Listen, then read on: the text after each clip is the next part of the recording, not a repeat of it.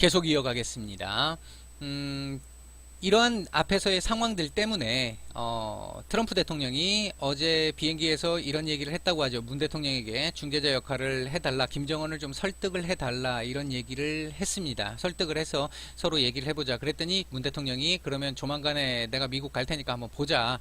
그래서 거기서 얘기를 하고 북한하고 아마 또다시 뭐 특사를 보내든 아니면 판문점에서 얘기가 되든 이런 걸 통해서 또다시 정상회담이 한번 있을 가능성이 있습니다. 요게 중요한 부분이 될 수 있고요. 향후 입장에서. 자, 그 다음 이제 북한의 입장을 한번 보겠습니다. 내년이 북한의 김정은이가 얘기했던 대로 한다면 경제개발, 김정은이 이제 제시했던 경제개발 5개년 계획의 마지막 해입니다. 중요합니다. 이건 굉장히 중요합니다. 북한 입장에서는.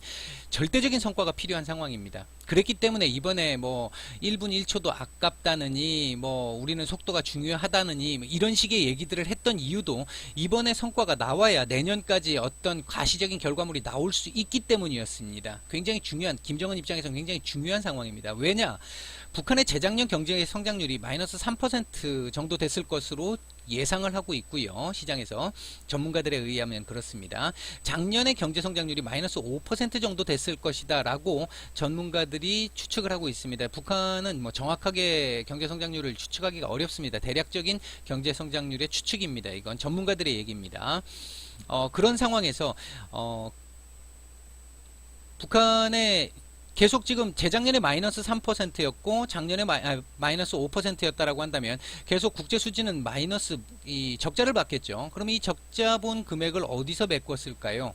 이 적자본 금액은 기존에 김정은이가 갖고 있었던 어떤 개인 뒷주머니라고 할 수 있죠. 이 개인 재산을 가지고 어떻게든 메꿔 왔었을 겁니다. 그랬는데 이 북한이 가지고 있었던, 김정은이 개인적으로 가지고 있었던 이 외환 보유고와 관련해 가지고도 이제 바닥을 드러내기 시작했다라는 얘기들이 나오고 있습니다. 그러니까 김정은 입장에서도 분명히 시간이 없다라는 건 분명합니다. 따라서 어떻게든 김정은 입장에서도 탈출구를 모색해야 하는 상황입니다. 그렇다고 한다면 제3의 길, 일단 제3의 길, 요번 신년사에서 얘기했던 이 제3의 길은 쉽지 않은 선택이 될 겁니다. 이걸 선택을 했다라는 얘기는 미국과 완전히 끝을 내겠다는 얘기가 될 것이고 굉장한 용기가 필요하겠죠. 근데 문제는 제3의 길을 채택한다고 했었을 때 그 제3의 길은 중국이나 러시아일 수밖에 없을 텐데 이 중국이나 러시아와의 경제 협력이라는 것 자체도 현실적으로 유엔이라는 제재가 국제기구에서의 제재가 있기 때문에 결코 쉽지가 않다라는 겁니다. 한계가 있을 수밖에 없다라는 거죠. 미국을 설득하지 않고는 북한이 제대로 일어설 수 있는 방법이 사실 없다라는 겁니다. 현실입니다, 이게. 따라서 김정은 입장에서도 이 판을 절대로 깰 수는 없습니다. 앞으로 내용을 보게 된다고 한다면 폼페이오의 발언으로 일단은 유추를 해보면요, 수주 내로 협상을 했으면 좋겠다라고 일단 그 베트남에서 기자회견장에서 얘기를 했었죠. 그러나 아까도 말씀을 드렸듯이 최선희의 발언을 미루어 봤을 때 최소 3개월에서 6개월 정도, 이 제 예상입니다. 3개월에서 6개월 정도의 시간은 필요할 것으로 보여집니다. 이번에 김정은이가 실망했다라는 얘기들을 했기 때문에. 그러나 문제는 협상의 시작 시점을 결정할 수 있는 부분은 이거보다 당겨질 수도, 이거보다 더 밀릴 수도 있겠습니다만 그 부분은 이제 아마 문 대통령의 중재 여부에 달려있지 않겠나라고 생각을 해볼 수 있습니다. 문 대통령이 양쪽을 어떻게 중재를 하느냐에 따라서 김정은을 얼마나 설득을 해내느냐. 미국의 트럼프 대통령은 제가 봤을 때 크게 문제가 되지 않을 것 같고요. 김정은을 어떻게 이제 설득하느냐의 문제인데 그 설득할 수 있는 부분에서 아마도 북한 지금 다음 회담에서 정상회담이 이루어진다고 한다면 영변은 무조건 기본적으로 들어가야 되는 거고 플러스 알파가 이제는 무조건 나와야 되지 않겠습니까? 한번 오픈이 된 거기 때문에요. 플러스 알파가 나와야 되는데 그렇게 된다라고 했었을 때 미국이 내어줄 수 있는 부분도 좀 더 많아져야 된다는 얘기가 될 것이고, 그렇다고 했었을 때 처음부터 완전히 일괄적인 타결이 어렵다라고 본다고 한다면 하나씩 하는 부분에서 문 대통령이 전에도 통화상에서 얘기를 했습니다만 남북 경협 쪽에 관련돼 있는 부분에 어느 정도의 해제 쪽을 면제 쪽을 얘기를 하면서 그걸 통해서 설득을 조금 해볼 수 있는 부분이 있을 거라고 생각이 들고요.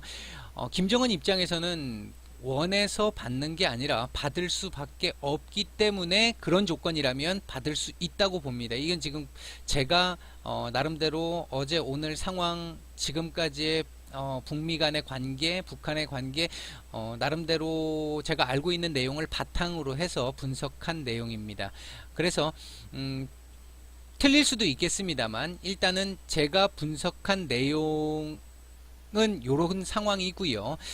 이렇게 되면 이제 향후 대북주는 어떻게 대응을 해야 되겠느냐라는 부분이 나올 텐데, 이 부분은 제가 이게 방송상에서는 정말 불특정 다수분들이 정말 많은 분들이 보실 수 있는 내용이기 때문에 여기서 제가 주식의 대응에 대해서 말씀드리기는 조금 애매할 것 같고, 이 부분은 차후에 진행되는 상황을 보면서 제가 카톡방에서 무료 리딩방에서 따로 말씀을 드릴 거고, 일단은 내일 저녁 아니 일요일 저녁이나 월요일 오전 안에 일단 대북주 대응에 대한 부분에 1차적인 부분은 먼저 말씀을 한번 드리도록 하겠습니다.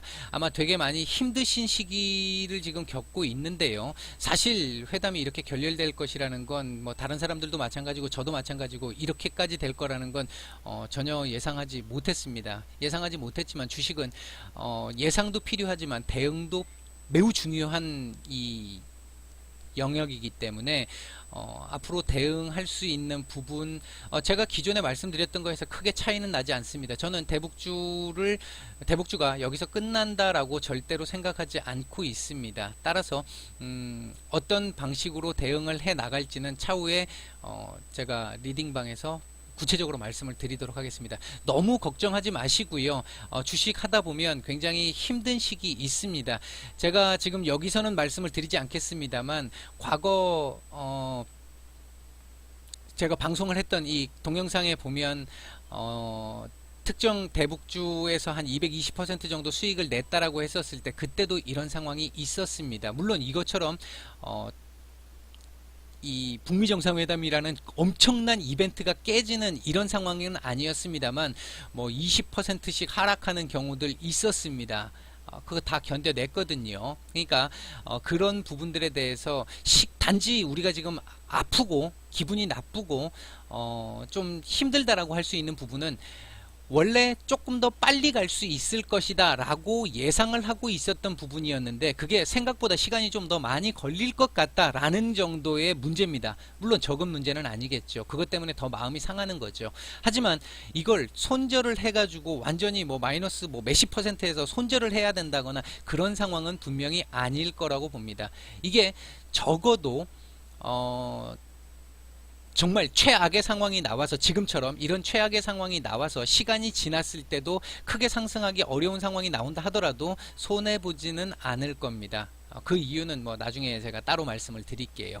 그러니까 너무 걱정은 하지 마시고 단지 기분이 좀 나쁘다, 속은 좀 상한다. 저도 속 상합니다. 저도 대북주 많거든요. 그래서 속 상합니다. 속 상한데 일단 앞으로 어떻게 대응을 해서 맞춰 나가겠느냐에 초점을 맞춰서 향후 대응 쪽에 초점을 좀 더 맞춰서 그렇게 해서 생각을 해주시고 주말은 일단 주식 좀 잊고 편하게 주말 보내시고 월요일 날부터 제가 대응 말씀드리는 그 부분을 가지고 서로 같이 고민을 해보도록 하죠. 예, 고생 많으셨는데 일단 좋은 성과가 일단 안 났습니다만 좋은 성과 나올 때까지 제가 일단은 더 도움을 드릴 수 있도록 저도 최선을 다하도록 하겠습니다. 예, 이상 마치겠습니다.